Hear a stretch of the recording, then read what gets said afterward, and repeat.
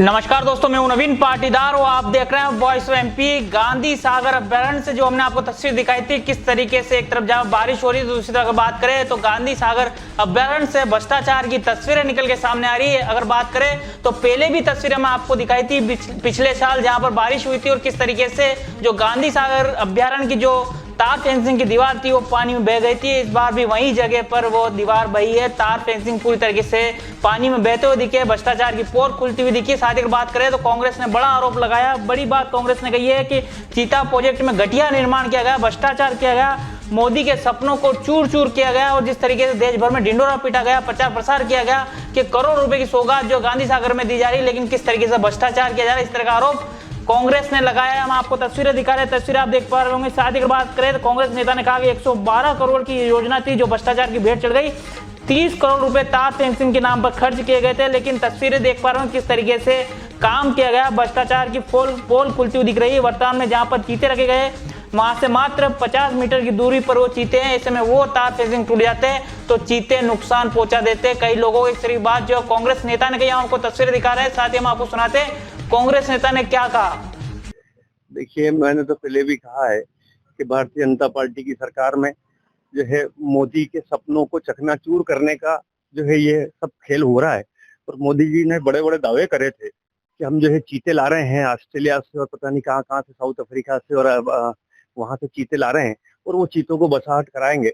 और बड़े बड़े उसके होल्डिंग लगे और बड़ी पूरे हिंदुस्तान में या ये कहें देश दुनिया में उसका प्रचार किया। और धरातल पर अगर आप देखेंगे तो 112 करोड़ से भी अधिक की योजना आज भ्रष्टाचार की भेंट चढ़ गई है।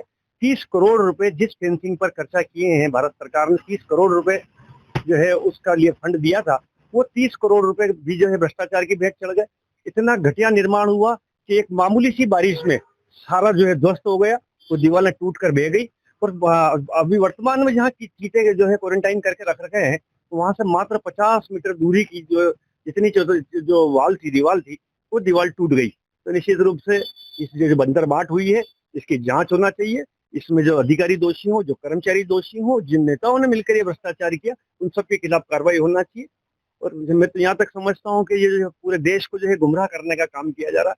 चीता प्रोजेक्ट के नाम पर जो है गायों को बेदखल किया गया। मौके पर जाकर देखेंगे तो 1000 से अधिक गायें जो है वहाँ भूख प्यास से मर चुकी। गोचर की जो उनके चारे की व्यवस्था जो थी, जहाँ पर पहले जो है गाय जो है चरा करती थी, वो वहां से उनको बेदखल कर चीतों के नाम पर जो फेंसिंग की गई, और वो फेंसिंग इतनी घटिया की गई कि आज जो है अगर इसी तरह चलता रहा तो 15 अगस्त के बाद में जो है 5 और नए चीते आना है। अगर वो चीते भी यहाँ आ जाते हैं तो निश्चित रूप से अगर इस तरह से अगर दीवारें टूटेगी, इस तरह से फेंसिंग टूटेगी, तो वो चीते जो है पूरे जो है आसपास आम जन के लिए बड़ा खतरा पैदा कर सकते हैं और आम जन को भारी जनानी हो सकती है। तो इस जो है पूरे निर्माण की जांच होना चाहिए और जो लोग दोषी हैं उनके खिलाफ कार्रवाई होना चाहिए। ये अगले वर्ष भी यहीं से बिल्कुल सही कह रहे हैं आप। गत वर्ष भी मामूली बारिश से ही ये टूट गई थी और तब भी इनने निर्माण के नाम पर लाखों करोड़ों रुपए का भ्रष्टाचार किया और वैसी कच्ची दीवारें, कच्ची फेंसिंग खड़ी कर दी। और अब दोबारा जो है, और मैं तो यहाँ तक समझता हूँ कि इसमें कहीं ना कहीं विभाग का षड्यंत्र होता है कि वो इस तरह से छोटे मोटे नुकसान हो जाते हैं और उसके नाम पर लाखों करोड़ों की बिलिंग कर लेते हैं। सर, गर्मी के अंदर भी चीता प्रोजेक्ट में कहीं देखा गया है कि वहाँ पर भयंकर आग लग जाती है, तो बारिश हो और गर्मी क्या चीतों के लिए नुकसानदेह है? मैंने आपसे कहा ना कि 112 करोड़ रुपए जब शासन खर्च कर रही है तो मौके पर धरातल पर क्या हो रहा है, क्यों जांच नहीं होती है, क्यों वहाँ जो जिम्मेदार है वो मौन है, क्या करते हैं वहाँ के जनप्रतिनिधि लोग। तो निश्चित रूप से ये जो है बंदरबाट है और इसमें सभी लोग शामिल है और इसकी सूक्ष्मता से अगर जांच होगी तो सारी परतें खुलेगी और जो दोषी है वो पकड़े जाएंगे। सर, आपका नाम और? मैं एडवोकेट सम्राट दीक्षित, रामपुरा।